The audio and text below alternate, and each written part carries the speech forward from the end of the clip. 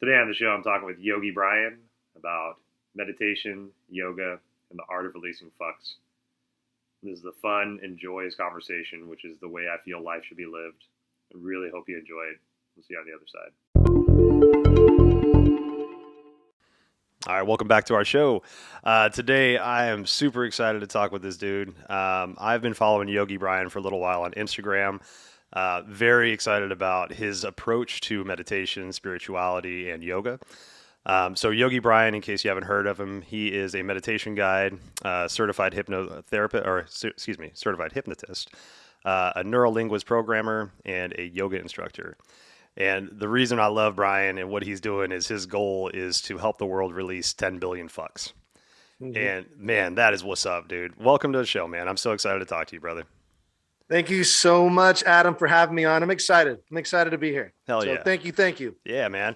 So Brian's got, as well as he's got TikTok, he's got Instagram, he's got a lot of media that he does. But two of the things that I love about what he does are the meditation podcasts that you do. So you got two podcasts. One is very kind of conventional and approachable by, people that are in the traditional spiritual community, called Relax with Yogi Bryan. And the one that I love, and that's great. I love your Relax with Yogi Bryan. There's a lot of great meditations there. But what really, really drew me to you is it's just fucking meditation with Yogi Bryan. And man, because it's just fucking meditation. There's the gentleman that taught me how to meditate, Tang. Beautiful human being, is a devout Buddhist monk. And so my approach to meditation for the longest time was you sit stoically, you listen to your breath, you sit upright, and you listen to spirit. And that got a lot for me, and it was checking some boxes, but it didn't really resonate with me as deep as the humorous approach that you have to it. Because, a lot of times, like, my life was very whimsical before I started spiritual practice. And I know that the path through spirituality kind of brings us back to that whimsicalness. But there's like this stoicness that hits us in the beginning that we just kind of like feel like we have to follow the path of something else that was this big stoic, neutral bodied, I'm not going to get upset, everything's fucking cool kind of thing. But man, humanity's kind of crazy, and it doesn't always approach us that way. Right. Yeah. So how did you get to this point to where, one, you started meditating, but two, got to the idea of like taking it so lightly? Yeah. I mean, it was really, part of it an accident, and then other part of it doing it to help myself. I struggle with addictions, anxiety, depression, and I've been like that pretty much my whole life. Like growing up through adolescence, something just wasn't right in my mind. Maybe it was just how I was raised, or I don't know. I just felt very lonely, and I was very shy. I still am pretty shy and an introverted person. And just going and trying to figure out, I've been through like a fuck ton of therapy, still seeing a therapist. I've tried so many different things. And yoga actually was an accident. I created an Instagram back in 2016 to make fun of yoga. Okay. Because I thought it was too serious, and it was on, Instagram, seeing Instagram yogis. Uh-huh. And a friend of mine, or as a friend of a friend, posted yoga pictures for a yoga challenge on her Instagram, and she was doing yoga poses on her kitchen table, on her bed, all over the place. Yeah. And I thought it was ridiculous. I'm like, why are these people doing this shit? And I figured I could make fun of yoga. So I started making fun of yoga. The Instagram account started to grow. And I figured I should learn more about yoga. I should go to a studio and practice so I can make fun of it more. Yeah. So it was one of those things where I just wanted to go and learn so I can make fun of the poses and asanas. And I ended up loving yoga. It started to help my anxiety and anger. I was going through divorce at the time. And it really helped me. And then it was just like an accident. I signed up for yoga teacher training. They threw me in the mix to teach yoga, and everything fell into place that way. Yeah. And that was more the physical asana. And then I challenged myself to meditate. Just a 90-day meditation challenge myself. And I hated meditation for 77 days of that 90 days. Like I just committed to 90 days. And I'm like, I'm just going to do it. After 90 days, I'll quit if it's not working for me. And something just clicked on day 77 where I knew I was going to meditate for the rest of my life. And I've been pretty much meditating every day since then. And that was 2019. Wow. So almost, 3 years of just every single day meditating. And, dude, that led me to where I'm at now. I had the meditation podcast, which is the Rated G. And it's just fucking meditation podcast. Because what I've noticed is, if I just sit and meditate, sometimes it can make my shit in my head worse. Yeah. If I just go silent in my head, I'm just stuck with my fucking thoughts in my head, and I can just snowball and spiral. So that's why I got into hypnosis. I learned hypnosis for myself to kind of fix my own shit. And then I'm like, wow, this is hypnosis is pretty much like guided meditation. Yoga Nidra is hypnosis. It's just sometimes people get caught up with hypnosis, just how Hollywood portrays hypnosis, and it kind of negative about it. But really, the fundamentals of hypnosis is all guided meditation and Yoga Nidra. It doesn't matter what we call it, our neurology reacts the same way. So no matter what we call it, our neurology reacts the same way. So that's why I wanted to. It's pretty much a joke to start. It's just fucking meditation. And then it just caught on. I love doing those meditations. That gets me out of my own way too. And I can hear it in your voice when when I'm listening to them. Like, I can hear the joy as you're saying it of like, oh man, this is going to land exactly the way it needs to fucking land, Yeah. So have you seen the movie Good Guys?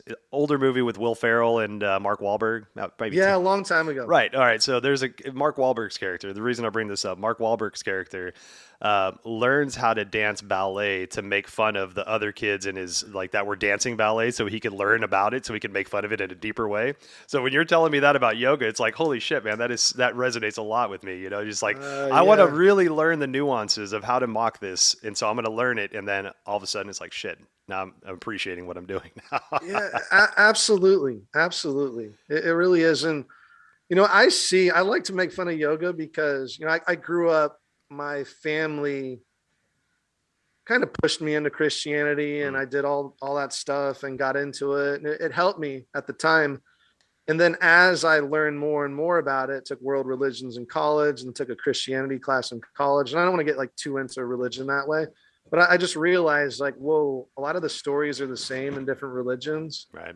And, I can get addicted to things, and especially like religion or spirituality. I can get really addicted and competitive with it. And then that's what really came to me is it's just fucking yoga, Brian. It's just fucking yoga. You don't have to get so into it. You don't have to compete with other people. Your Instagram doesn't have to be perfect. And also with meditation, I can get extreme with meditation. I want to be perfect and meditate consecutive days and have the best meditation practice, better than anybody else. And it's no, it's just fucking meditation, Brian. It doesn't matter. Relax. Right. There's no competition here. Yeah. When I first started meditating, I maybe about a year into it, I went to a Vipassana meditation retreat, a 10-day silent meditation. And man, it did a lot for me. It was one of the hardest things I've ever done. I got a lot out of it. I unpacked a lot of shit, but it really does make you dive. If you're not understanding on how to deal with the stuff that's coming up in your head, like you were saying earlier, if you have some kind of therapeutic dialogue background where you've been in therapy or you have somebody to help you with that stuff can just ruminate in your head and just start spinning those wheels. And it's hard to get out of that cycle too. So if you don't have the proper coach to really get you out of that space, sometimes meditation can be a little more damaging than that potential solving a problem that you thought you might have, So, having that light approach, man, having just different options, and I think that's the thing. It doesn't have to be one way. There's not a package for spirituality. There's an openness to it. And so to see somebody approach the comical side of it, that whimsical side, one of the podcasts that I love listening to is Aubrey Marcus. And he says, one of the quotes he likes to say is, you can tell the spiritual master by the sign of their laughter. And I think that's 100%. When we get to that point to where everything is awe-inspiring and everything's like, oh shit, look at that color of that thing over there. You know, it's a damn blue duck. That's awesome, right? Mhm. Like everything just becomes so whimsical and childlike, and it just everything brings joy to your life again. And there's no there you can kind of release some of that overarching stoicness that just kind of seems like it's part of humanity now. Yeah, absolutely. Absolutely. And like in playfulness, that's when we can make the biggest change because we're relaxed and we can allow our conscious mind to let go. And then we can make that change in our subconscious mind just by relaxing, smiling, dropping an F bomb or two. You know, Yes. one of my teachers, David Snyder, I love him. He's helped me out so much. He's my hypnosis teacher, NLP teacher. You know, a lot of his trainings are very, he throws some jokes in there and cusses. And it's like, when I drop an F bomb and I say fuck, like our conscious mind just kind of stops and was like, whoa, and then we can get the change in the subconscious mind. So it's really science behind the It's Just Fucking Meditation podcast to really get deep, laugh a little bit, take your guard down, have some visualizations, and then, yeah, make that change in your unconscious mind. Yeah, man. So were you doing comedy before you started doing meditation and yoga stuff? I've been the class clown since I could remember. I used to get in trouble all the time for, not sitting still and talking in class and trying to make people laugh in class. So Hmm. it's always just been something that I have to have a creative outlet. And just recently, last year, I started stand-up comedy and I started taking improv classes All right. because my teacher told me that improv is a good way to change your emotional state.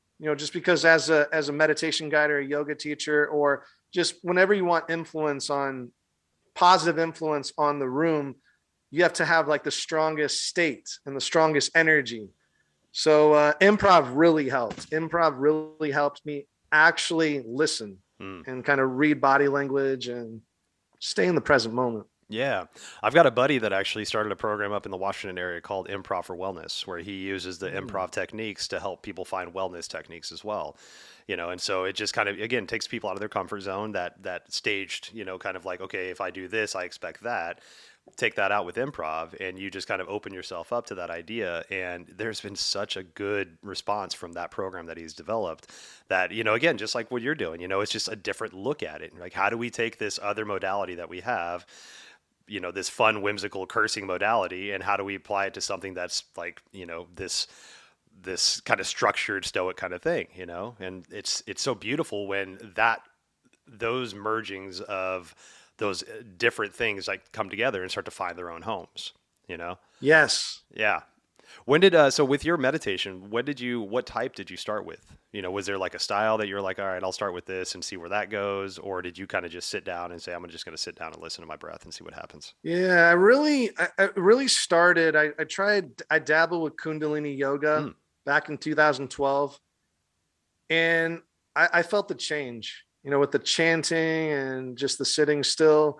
But I had to do something with my body. So it was nice with Kundalini yoga. You're moving your body, doing mudras and then chanting. hmm. So that helped. And that gave me like the seed. And then when I started my personal meditation challenge, I tried all different types of meditations. I started on Insight Timer, Mm. and I just went through the different meditations, manifestation meditations. During my yoga teacher training, I did a new moon manifestation meditation, and that like rocked me Mm. into the cosmos. Like I was changed after that.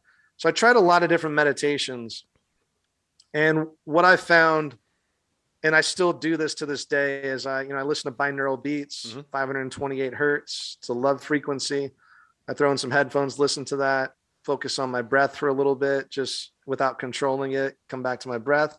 And then I do a breathing technique, which it syncs with my pulse.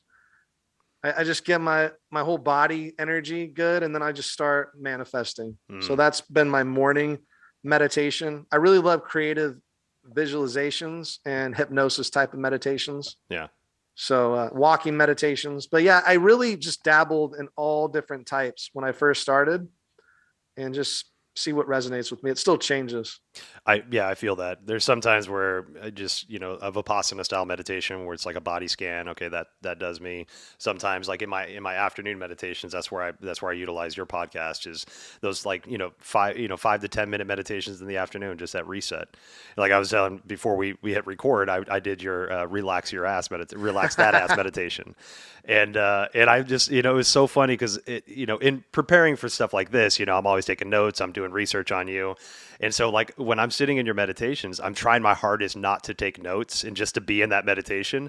But when you said relax your asshole chakra, and I'm like, oh my fucking God, I got to write that down. I gotta fucking write that down. That just threw me so bad. And it was in a beautiful way. It's like I'm sitting there trying to, you're talking about up and down your spine. You're talking about the shoulders relaxing. And you're just like, oh, that asshole chakra. And I'm like, God damn, Yeah, that gotta asshole release chakra. Yeah. It's perfect, man. So I love that you're journeying through your meditations to trying the different styles. Your accreditations are amazing. What drew you towards hypnosis and NLP? Like, where did those kind of changes come in? Yeah, I really liked Yoga Nidra. And I found David Snyder on YouTube, just manifestations and hypnosis. Oh, it really started Michael Seeley. Mm. He's on YouTube and he does sleep hypnosis. Okay. And it really started with that. I was on my meditation journey. I think it was maybe 100 days in every single day. And I was like, I want to try and sleep better. Let me figure out sleep hypnosis. And it just put me to sleep so quick. Mm. And I was just visualizing things and I was trying to fight it too. I'm like, this is not going to work. And I was gone. Yeah. Within 5-10 minutes, waking up like, what the hell happened? So that got me into hypnosis. I started doing more of those types of meditations, to kind of reprogram my subconscious mind. Mm-hmm. My friend DJ Taz Rashid, we had him on the Yogi Show podcast, and he said he used to listen to subconscious reprogramming tapes. Okay. And he went from working a corporate job to being a wanderlust DJ and just doing his music career and traveling. So I found some subconscious reprogramming YouTubes, and I still listen to them to this day, pretty much every single night. I started doing one on abundance, and it completely transformed my mind with like money and abundance and just living free, where like I don't even have that emotional or mental block anymore because I listened to it every single day, and just opportunities came, ideas came to me. The podcast ideas came to me for the meditations. I was invited to be on some different apps. So all these opportunities came once I started to listen to subconscious reprogramming audios at night. When I sleep, I still listen to them. And then I really wanted to do this. I found a teacher. They say like when you're ready, the teacher appears. Always, yep. The teacher appeared. I took his online courses, watched all his YouTubes. And then last year I went to 4 of his trainings in person. And I didn't know how that would affect me personally, but it completely, like, it was just another transformation on my part, unlocking more doors, having more awareness. Mm-hmm. And that's what got me into hypnosis and neurolinguistic programming. Now I still read books. I study it. I'm taking a conversational hypnotherapy course right now, which is insane. Wow.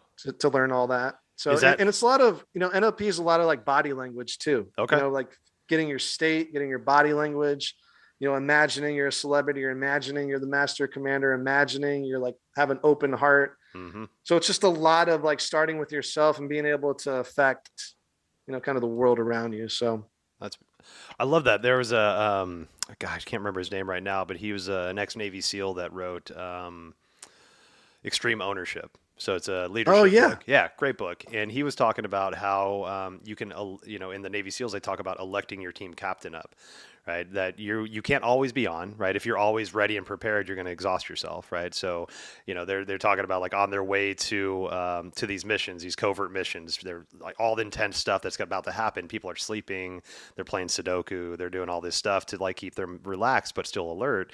But as soon as they're ready, they elect that team captain, and that team captain comes up and is like, "All right, dude, let's fucking go. All the muscles are moving, all the joints are working. We're doing this shit now." And we all have that ability for that team captain to be elected to pop up. And we just got to get used to calling that person up. Like we have Absolutely. the warrior, the lover, the magician, like all those archetypes. If you want to say the warrior is that team captain, like all those are within us. We just got to learn how to elect that person and say, "Hey, now you're driving the ship for a little bit. Everybody else is going to still pay attention, but this one is the one that's driving." 100%. Yeah. 100%. Yeah, man. That's like our emotional state. Whoever's listening right now, whatever emotional state you're in right now, we have a body language and a type of breathing that corresponds to your emotional state. So you want to change your emotional state, you change your body first. Like it's very hard, and I define this out the hard way, but it's very hard to get to outthink your mind out of a different emotional state. Say you're depressed.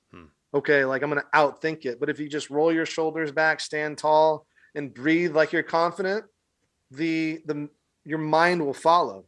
So, and it seems just so easy. It seems so easy, and it is. Yeah. And it is. Yep. So it's just like inviting archetypes. a smile into your face, So all of a sudden, like you curl the lips up and you're like, "Oh God, all right, I'm smiling now." Yeah, Yep. we can trick ourselves Exactly. into that. There's a guy I read a book a while back named "Love Yourself Like Your Life Depends on It" by Kamal Ravikant, and he talks about like a lot about that, where he was in a depressed state and he started identifying this mantra, and he'd use this mantra where he'd say, "Inhale, I love myself. Exhale, thank you." And a lot of times he didn't believe it. I don't believe that I love myself, but he still did it over and over again. And eventually it's like, "Hey man, I do love myself, and I'm feeling that love that I have for myself, and that thank you, that reassurance that I understand that I love myself." It landed in such a beautiful way. So like, we can have that. I don't believe it. I don't understand it. I don't think it's going to happen, but we're still going to do it. And eventually that stuff lands. Yeah. Yeah. It's just reprogramming the mind. Yeah. Eventually it lands. Eventually it lands. And I'm actually taking some steps back from some of my practices. I really got into morning pages. Okay. Morning pages. Are you familiar with that? I've heard it. Is it journaling in the morning? Yeah, it's journaling. It's like first thing you do when you wake up is 3 pages, freehand, just all your thoughts, whatever you feel, even if you feel like you want to murder someone or just whatever that comes out. Yeah. Like you just write it down on the paper. You don't really read it afterwards. You can burn it or throw it away. It's just for you to get your cloud thoughts out of there. And I got really into it.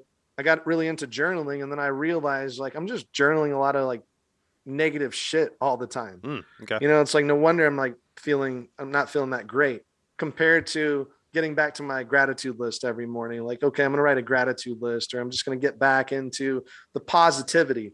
So yeah, I have to be careful with that sometimes. It's like, okay, there's always some shit to heal within ourselves. There's always shit to find and some negative stuff or emotions to get out that might not be good emotions.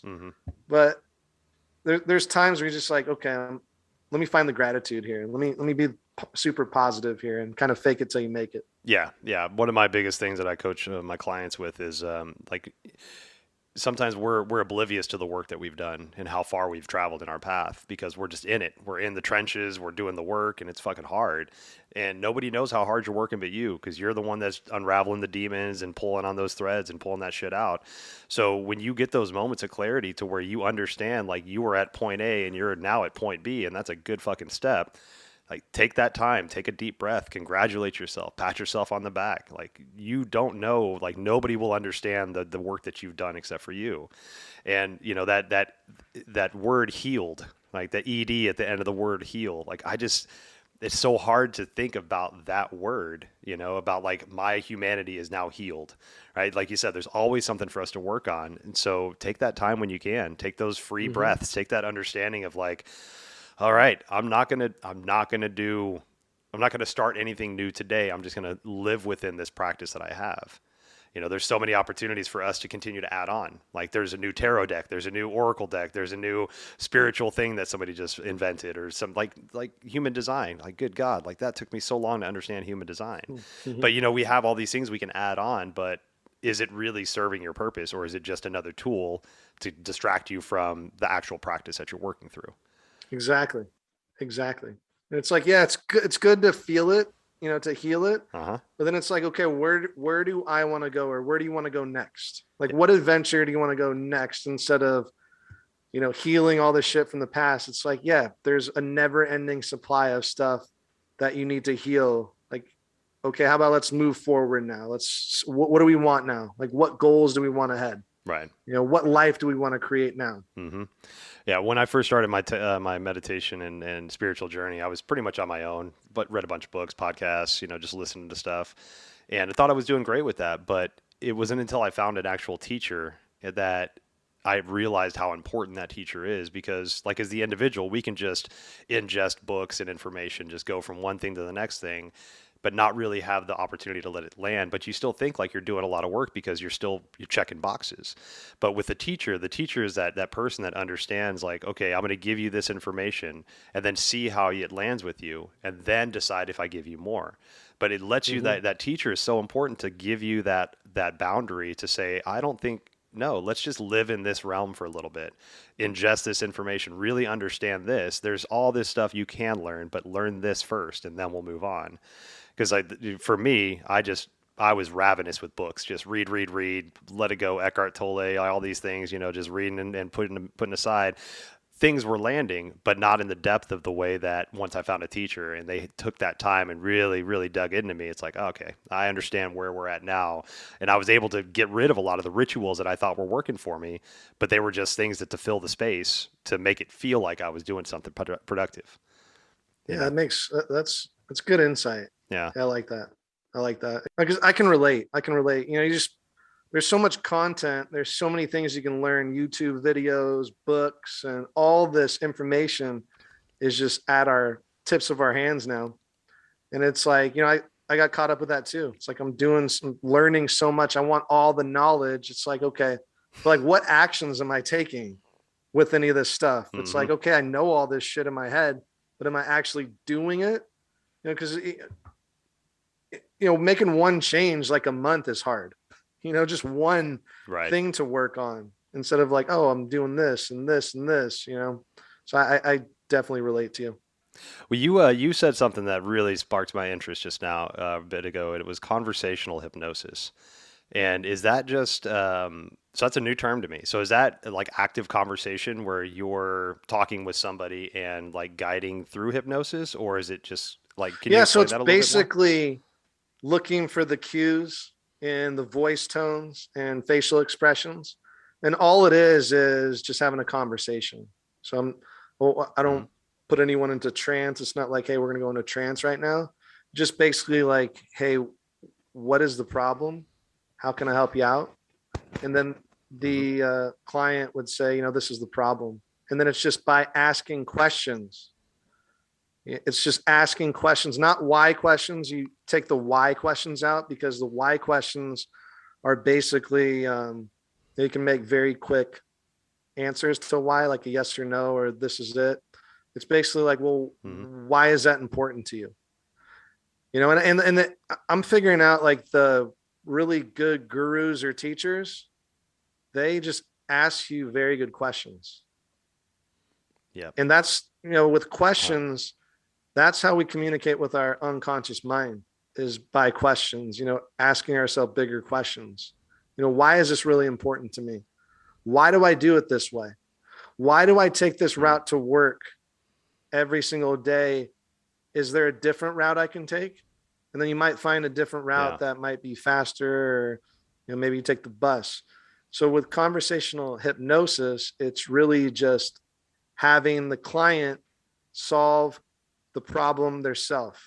Because when I do, and I do work with clients in terms like hypnotherapy and hypnosis, like energy healing coaching, it's really, when you like tell someone like how to solve their problem, and then it's just being pushed away. Like, I've tried that.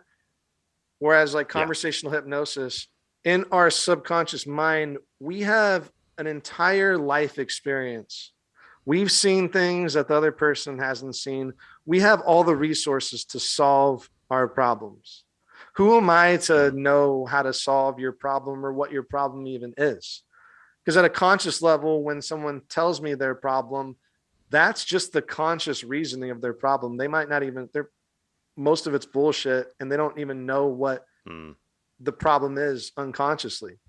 So it's just finding those right. questions and then noticing the unconscious behavior, the unconscious like laughter, maybe you cry a little bit, or maybe you look up to the right because it's not a conscious reaction. It's unconscious. People Right. start to think, and it's like, Yeah. okay, well, that's the feeling. How do you feel there?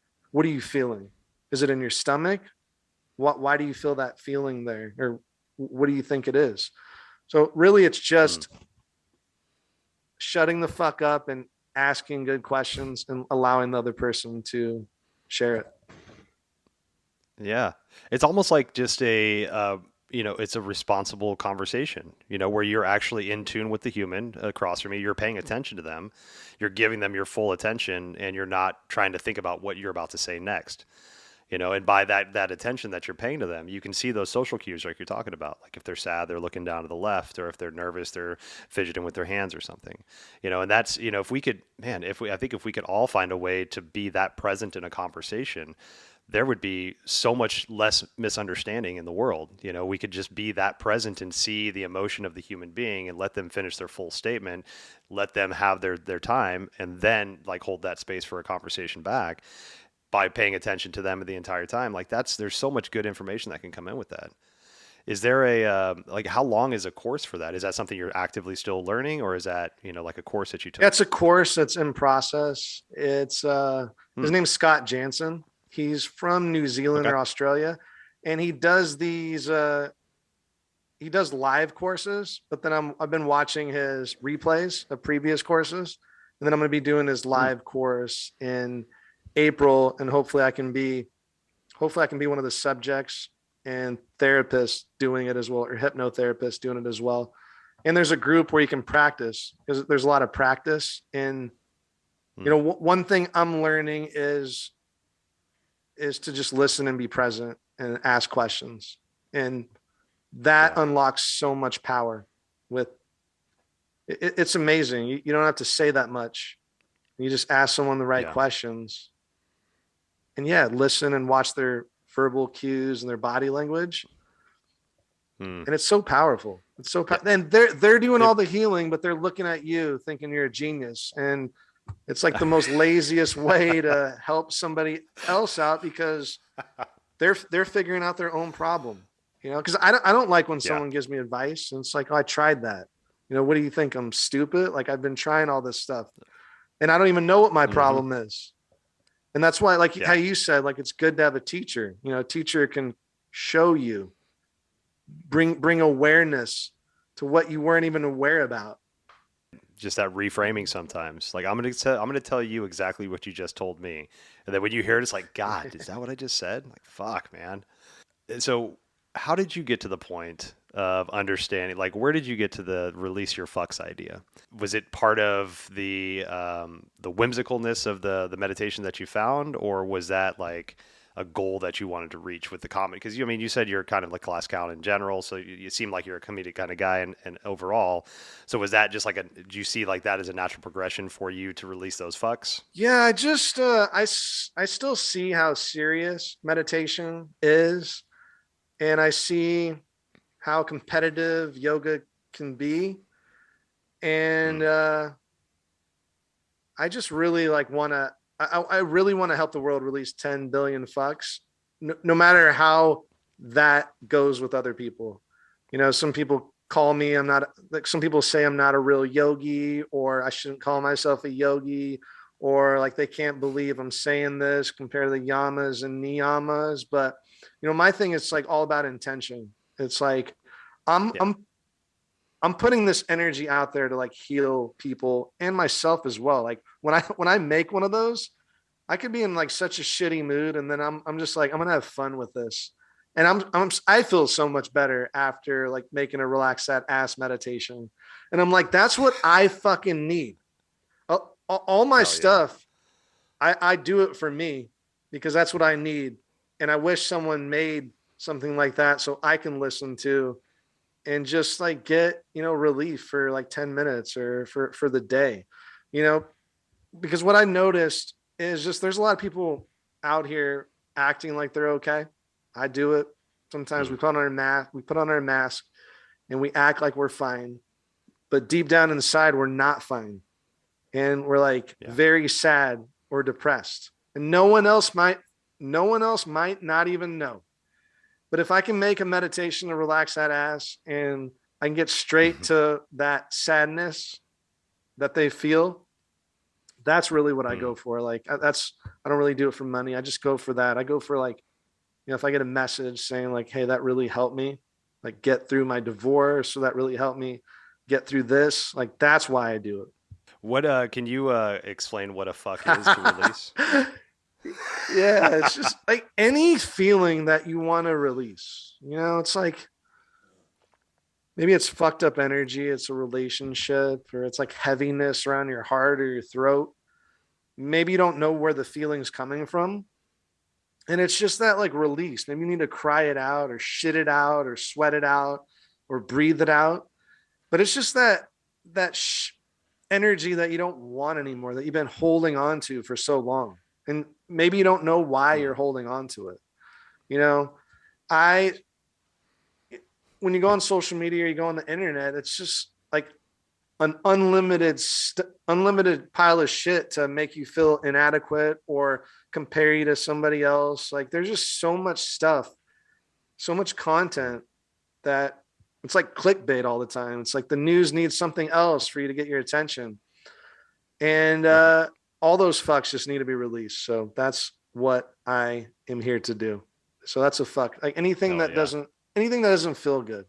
Like a care of an emotion, just all Care those and fucks. emotion, yeah. Whatever you're holding on to, like feel it. You gotta feel it to heal it. You gotta feel it. And that's something that I'm still doing myself. It's like you gotta feel the pain. You gotta go. The fastest way through the pain is to feel it and go straight through it. Yep. And that's what releasing fucks. One of my favorite lines from the Tao is, one of my favorite lines from the Tao is deal with the difficult while it's still easy. Oh, yeah. Get that shit out of there before it clings on, man, because the deeper it goes, the harder it's going to be to get out, Hell yeah. So do you take that same mentality into your yoga teaching practice? Have you found a studio that embraces you as that awesome person that you are, that allows you to, be that, release the fucks kind of guy in your yoga class, or is it something a little bit different in your teaching Yeah, I do styles? it all myself now. I realize that Oh, good. I just do yoga classes online, or I do YouTube videos, Okay. or I do my podcasts. And I am going to be doing events, like going to different yoga studios in the summer. And I vibe with those yoga studios, but I don't have a set yoga studio that I teach at, just because I want to be more free with what I can say. Yeah. Because I have a RBF relief pose that I do in like all my yoga classes, resting bitch face or resting dick face relief out of your face. And sometimes that doesn't go well, even when I go to the events. Like I've had a couple people, walk out on me and then complain that this isn't, real yoga. And it's like, I get it. Some people aren't going to resonate with me. Yep. Nope. I feel you, man. A friend of mine and I, we did a promotion a while back called Mofo Yoga. It was motherfucking yoga.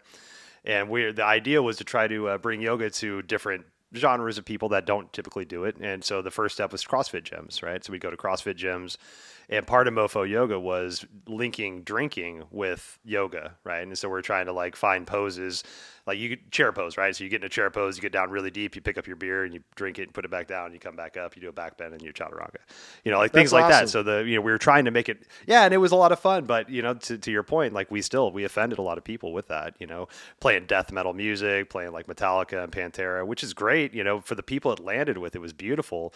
But there were a couple people that were like, tequila in a yoga class, you can get fucked. That's not yoga to me. I'm like, that's cool. We're at a CrossFit gym. Go find a yoga studio that's more accommodating to that.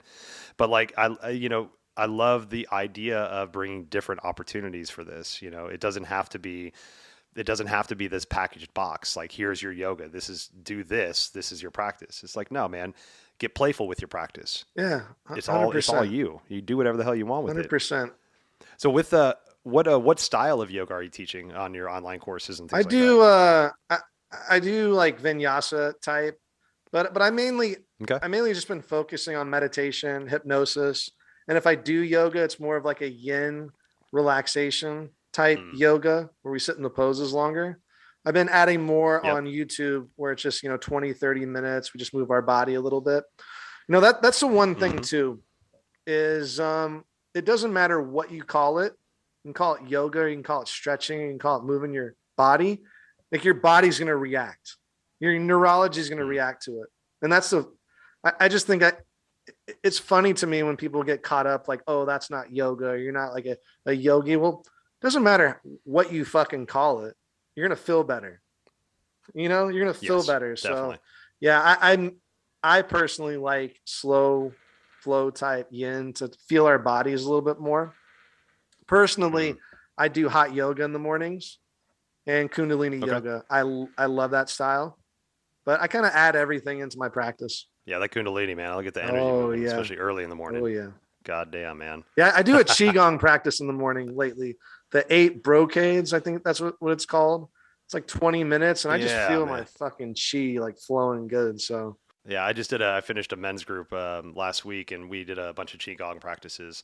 And man, there's nothing like getting your ego just ramped up with all that chi yeah, inside you. Just listen to that bad boy just talk shit. I'm like, oh man, you're still there. yeah. Oh fucking hell, man! Have you done a sound bath or any kind of like sound healing events with this type of dialogue going over it? Yeah, I did a sound healing new moon in January. Like there's the first new moon of the year, and I partnered with Uh one of huh. my friends that has all our sound bowls and everything, and it was amazing. It was amazing. So I can imagine. I'm a sound healer myself, and I'm sitting here on my end, like, dude, if I could find somebody that could like beautifully talk shit over like these sound bowls in a most like meditative, but in your beautiful way, like that would just be such a cool thing that not a lot of people are probably doing out there, yeah, man. and it gets people deep. You know, just Yeah. throwing a couple f bombs at first, shocking their conscious mind a little bit, and then just taking them deep. Laughing a little Hell bit, yeah, man. Yep. Got to break the break the barriers down. barriers, break the barriers. Hell yeah. And you said you're an energy worker Yeah, also? I've studied Reiki. I mean, one of my trainings, I did a vibrational healing training, and it had some Reiki in it. So I love Reiki. I love Qigong.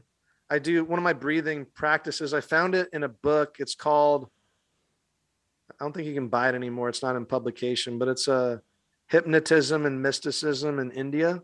So it's one of Okay. a well-known hypnotist went to India and he studied some of the yogic magic and practices, and he found that they Mm. can control their prana through breathing and through some certain asanas, and they can control their prana so they could pretty much project what's in their imagination to somebody else. So it's pretty Oh, intense. And they wow. use this breathing technique where you take your pulse. So you take your pulse, and then with your mouth closed, you breathe in 6 pulse beats. You hold it 3 pulse beats, and you breathe out 6 pulse beats in and out through your nose. Mm. And I found that breathing technique, and it's just it, amazing. I can just feel like my Wow. whole body energy. I've not heard that one, man. I'm definitely gonna try that. So pulse, take your pulse, six. So inhale for 6 pulse, hold for 3, and then Yeah, exhale for yeah. 6. I hadn't heard it either until I read this book, and I'm still not finished with it. And it was Yeah. that, and then it was a chanting technique that gets you the most amazing voice.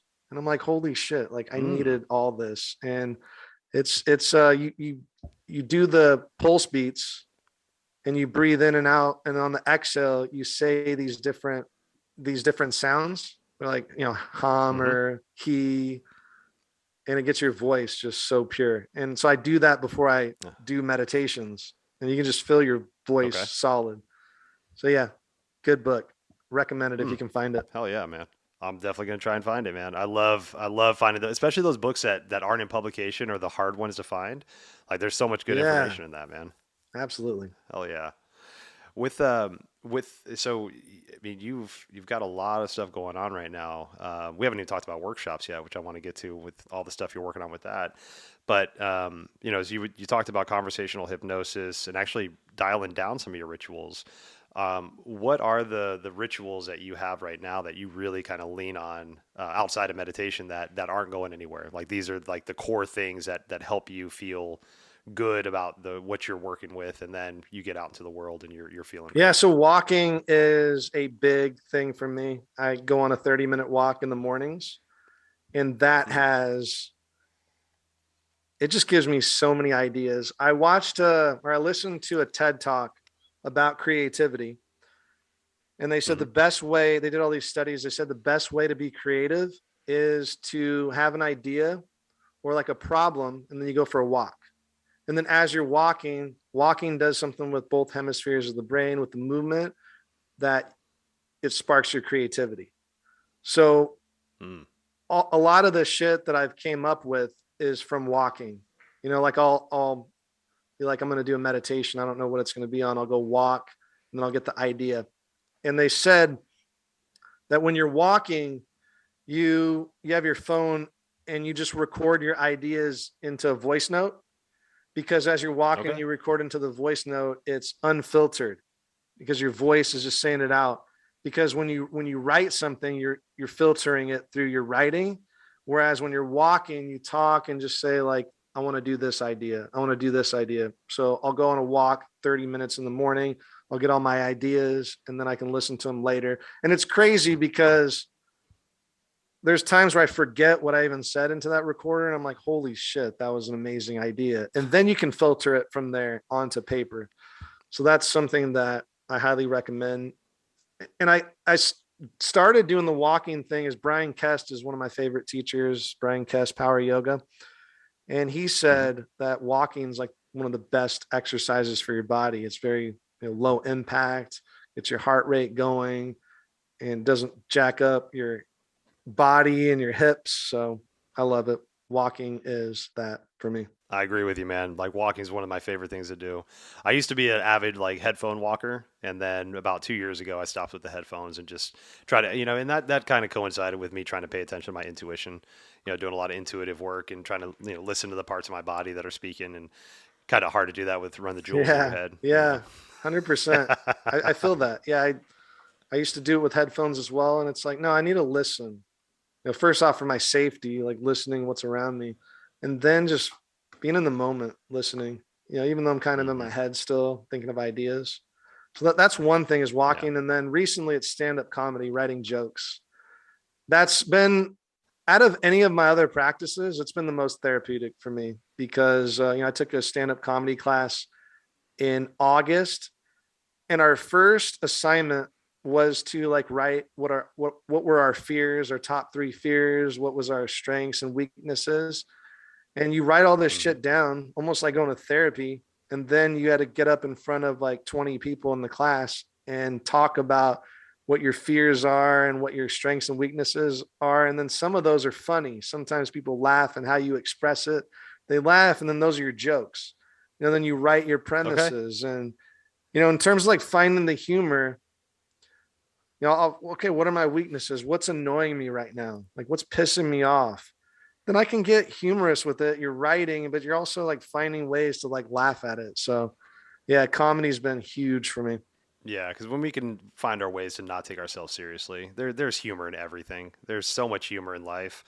Like the other day I got home from work and I'm teaching a yoga class. Got home. It was one of the first sunny days in Seattle. The sun was shining. It was beautiful. I turn around. I'm like, oh my God, the sun's out. And I hear the geese come in. I'm like, oh, there's fucking geese. That's great. And I hear my dog in the background bark, bark, bark. She fucking hates. Our house is a no-fly zone. And so I turn around, I'm looking, here come the geese, and all that flying V of geese shit all over me and my truck.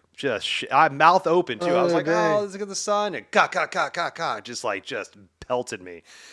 And yeah, I could be pissed off, but man, I turned around. I hoped somebody Yeah. saw that. I was like, man, I hope somebody saw me just get shit on by a whole flock Damn, of shit geese and shower. got some enjoyment out of that because, right, exactly, man.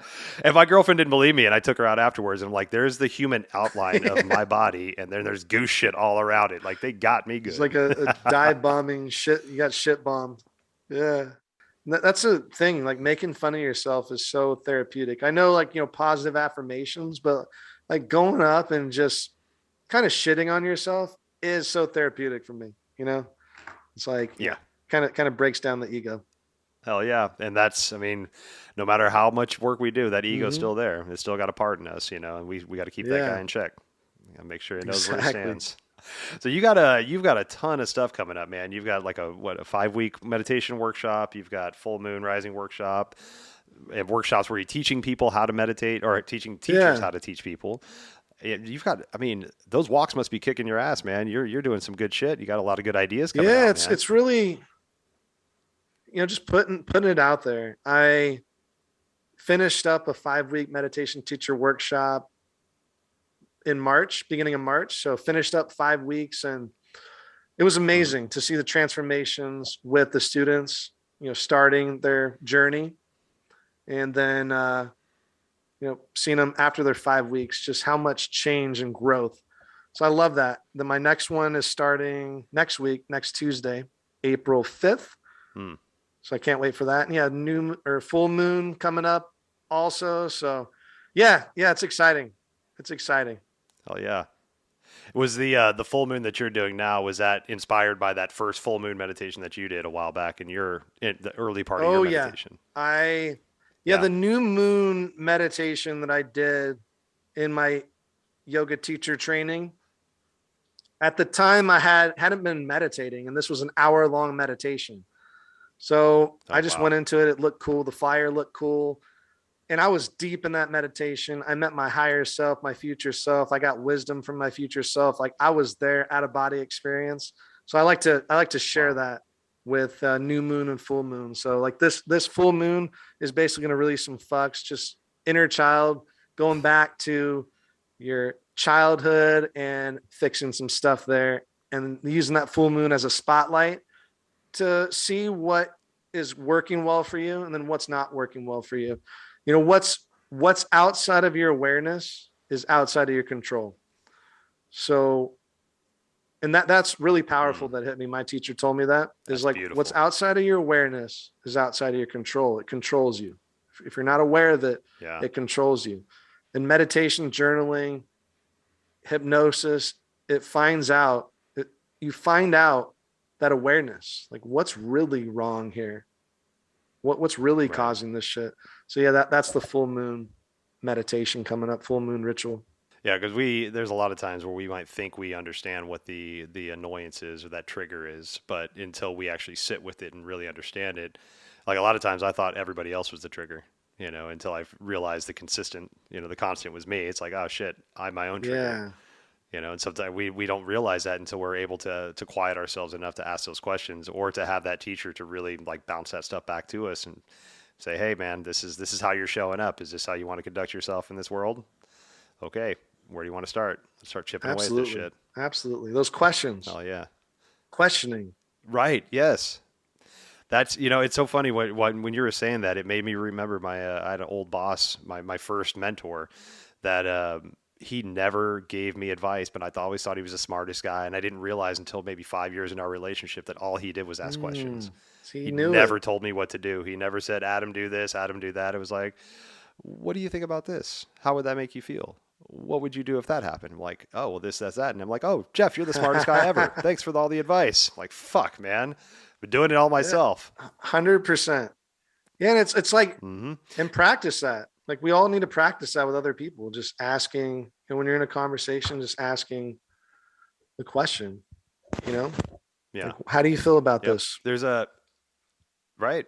It's active listening, right? When you're actively listening to the person next to you or across from you, you're giving them your full attention, and you could be a part of their healing process and not just think that what you have to say next is so Mm-hmm. important.